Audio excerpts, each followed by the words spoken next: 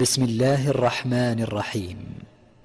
اعوذ باللہ من الشیطان الرجیم بسم اللہ الرحمن الرحیم وبہ نستعین وہو خیر ناصر و معین۔ ناظرین محترم، سامعین کرام، آج جس موضوع کے اوپر میں گفتگو کرنا چاہ رہا ہوں یہ آصف علوی صاحب کی ایک ویڈیو ہے۔ میں چاہتا ہوں کہ پہلے آپ ان کی گفتگو ملاحظہ فرمائیں، اس کے بعد میں اس کے اوپر کمنٹس کروں گا۔ آپ یہ ملاحظہ فرمائیں۔ آج ہر بندے کی زبان پہ ایک ہی بات ہے، توحید خطرے میں ہے جی، توحید خطرے میں ہے جی۔ یہ بہت زیادہ بڑھا رہے ہیں، توحید خطرے میں ہے۔ التوحید کتاب ہے شیخ صدوق کی، اس میں امام صادق سے ایک بندے نے پوچھا، اس نے کہا مولا توحید کسے کہتے ہیں؟ امام نے فرمایا تیری یا میری؟ کوئی بندہ تو ہوگا جو مشکل بات پہ بولے گا، سرکار دعا لینے کے لیے امام نے فرمایا توحید کس کی پوچھتا ہے، تیری توحید یا میری توحید؟ اس نے کہا مولا اللہ تو ایک نہیں ہوتا۔ فرمایا ہر بندے کا خدا اس کے ذہن کے مطابق ہوتا ہے، جو جسے اپنی انتہا سمجھتا ہے اسے خدا کہہ دیتا ہے، جس سے آگے وہ کچھ نہیں دیکھ سکتا وہ کہہ دیتا ہے یہ خدا ہے۔ امام نے فرمایا تمہاری انتہائیں یہ ہیں کہ جو بیٹا دے دے وہ اللہ ہوتا ہے، جو ہوا چلا دے وہ اللہ ہوتا ہے، جو جنت میں لے جائے وہ اللہ ہوتا ہے، جو دوزخ کی آگ جلائے وہ اللہ ہوتا ہے، جو قیامت کا میدان سجائے وہ اللہ ہوتا ہے، جو رزق بانٹتا ہے وہ اللہ ہوتا ہے۔ اس نے کہا جی مولا یہ ساری چیزیں ہی تو اللہ میں پائی جاتی ہیں۔ امام نے فرمایا یہ ہے تیری اور میری توحید میں فرق، جس سے تو صفات توحید سمجھتا ہے وہ سارے کام ہم 14 کرتے ہیں۔ اس نے کہا مولا پھر اللہ کسے کہتے ہیں؟ فرمایا جسے ہم سجدہ کرتے ہیں اسے اللہ کہتے ہیں۔ دیکھیں، آپ نے ان کی گفتگو ملاحظہ کی ہے۔ جس کتاب کا وہ حوالہ دے رہے ہیں، شیخ صدوق رضوان اللہ تعالی علیہ کی کتاب جو توحید ہے، اور یہ کتاب اردو میں موجود ہے، میرے پاس بھی ہے۔ اگر کوئی چاہتا ہے کہ یہ کتاب پڑھنا چاہے تو میں اس کو سینڈ بھی کر دوں گا، PDF کے اندر کتاب موجود ہے۔ یہ جو روایت پڑھ رہا ہے اور اس کا حوالہ دے رہا ہے شیخ صدوق کی کتاب کی طرف، یہ روایت شیخ صدوق کی کتاب کے اندر نہیں ہے۔ اگر آپ پڑھنا چاہتے ہیں، تصدیق کرنا چاہتے ہیں تو میں آپ کو کتاب سینڈ کر دوں گا۔ یہ بندہ جھوٹ بول رہا ہے ممبر کے اوپر ایک ایسی روایت پیش کر رہا ہے جو ہماری کتابوں کے اندر نہیں ہے، اور ایک ایسے عالم دین کی طرف اس کی نسبت دے رہا ہے جس کا لقب صدوق امام زمانہ علیہ السلام نے رکھا ہے۔ خود صدوق کی جو ولادت ہے شیخ صدوق کی، امام زمانہ علیہ السلام کی دعا سے ہوئی ہے، اور یہ روایت کی نسبت ان کی کتاب کی طرف دے رہا ہے۔ کاش یہ کتاب اس بندے نے پڑھ لی ہوتی تو اس کا عقیدہ ٹھیک ہو جاتا، کہ ہر دور میں ایک میڈیا ہوتا ہے۔ حسینی میڈیا جو کربلا کا میڈیا ہے وہ منبر امام حسین علیہ السلام ہے۔ بنو امیہ کا بھی ایک میڈیا تھا۔ آپ نے شاید ہسٹری پڑھی ہوگی، بنو امیہ کے دور میں ایک کام کیا جاتا تھا، وہ یہ تھا کہ اہل بیت کے خلاف روایات بنائی جاتی تھیں، جو حقیقی روایات تھیں ان کو ختم کر کے ان کے مقابلے میں روایات گھڑی جاتی تھی، بنائی جاتی تھیں۔ یہ بنو امیہ بعض راویوں کو، یعنی اس دور کے صحافی ہو گئے، یا اس دور کا جس طرح ممبر ہے اس دور میں بھی ممبر تھا، پیسے دیتے اور روایات میں رد و بدل کرتے۔ یہ اس دور کا میڈیا تھا، اور بنو امیہ پیسے دیتے تھے۔ اور آج کل یہ ممبر امام حسین علیہ السلام ہے، اور میرا قصد کسی سے کوئی ذاتی دشمنی نہیں ہے، یہ آج کا دور ہے، اور آج کا جو میڈیا ہے ممبر امام حسین علیہ السلام ہے۔ جیسے وہ بنو امیہ اس طرح سے کرتے تھے کہ لوگوں کو پیسے دے کر شیعت کے خلاف روایات بنواتے تھے، آج وہی کردار آصف علوی کر رہا ہے، آپ کے سامنے ہے۔ ایک روایت امام سے منسوب ہی نہیں ہے، خود سے بنا رہا ہے ایک چیز۔ یہ ممبر امام حسین علیہ السلام ہے، اور سامنے بیٹھے لوگ اس جھوٹی روایت کے اوپر کیا کر رہے ہیں؟ داد دے رہے ہیں۔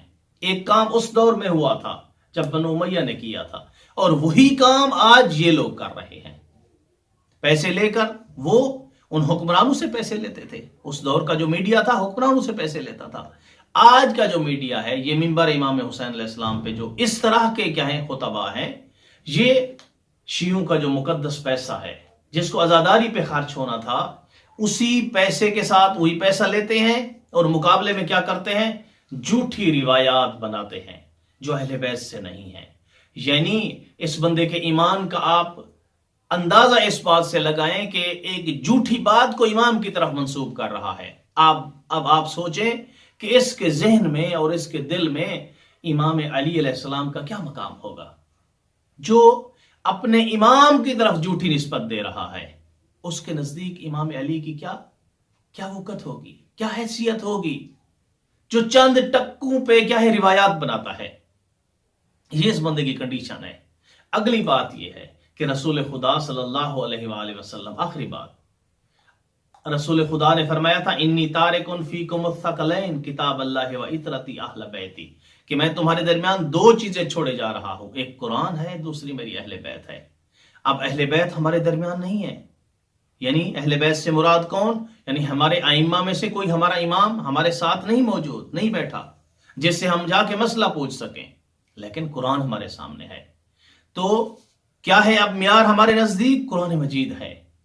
کبھی بھی آپ کو کسی جگہ پر بھی آپ کو کہیں پہ نہ امام کا کوئی قول، نہ کوئی امام کا فعل، نہ کوئی امام کی تقریر کوئی ایسی ملے گی جو قرآن کی مخالفت میں ہو.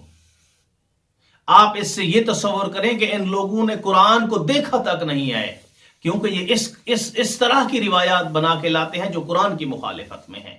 اور یہ اہل بیت کا قاعدہ اور کلیہ ہے اپنے شیعوں کے لیے کہ ہمارا کلام جب تم تک پہنچے تو اس کلام کو قرآن کے سامنے لاؤ تاکہ جھوٹے اور سچے کا پتہ چل جائے، کیونکہ راوی ہیں روایت کرنے والے.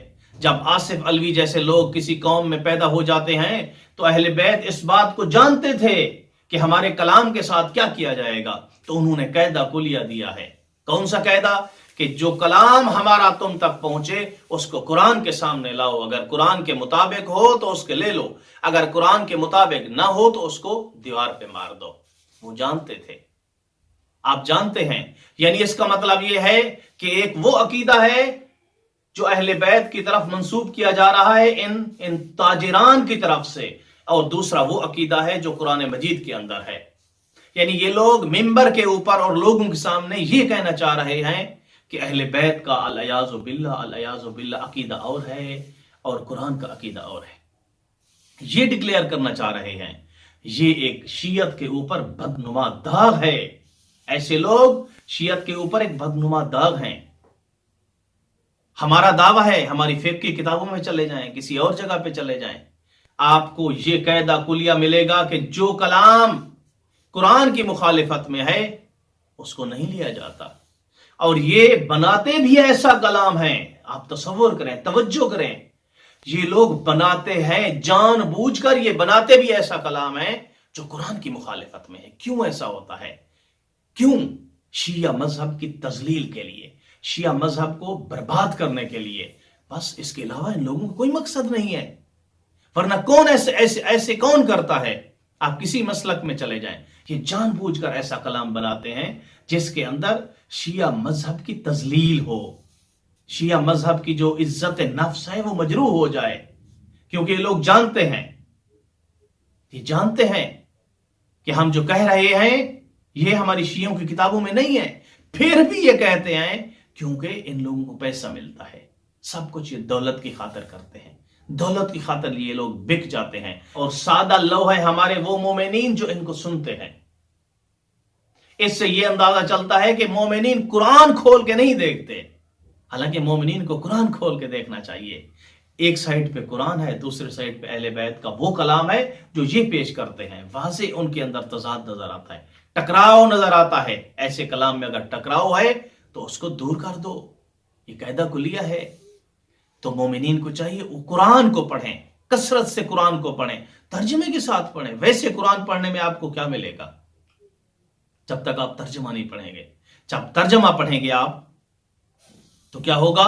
اس سے آپ کو پتہ چلے گا کہ شیعہ مذہب کا حقیقی عقیدہ کیا ہے، اور اس کلام کے جھوٹے ہونے کا یہ بھی آپ کو پتہ چلے گا کہ یہ کس طرح کا کلام یہ لوگ بناتے ہیں. جو کام اس دور میں بنو امیہ کیا کرتے تھے آج کل یہ اہل منبر کر رہے ہیں اہل تشیع کے ساتھ. دعا ہے کہ اللہ تعالی ہمیں تحقیق کرنے اور اس تحقیق کے اوپر عمل کرنے اور آگے لوگوں تک پہنچانے کی توفیق عطا فرمائے. والحمدللہ رب العالمین.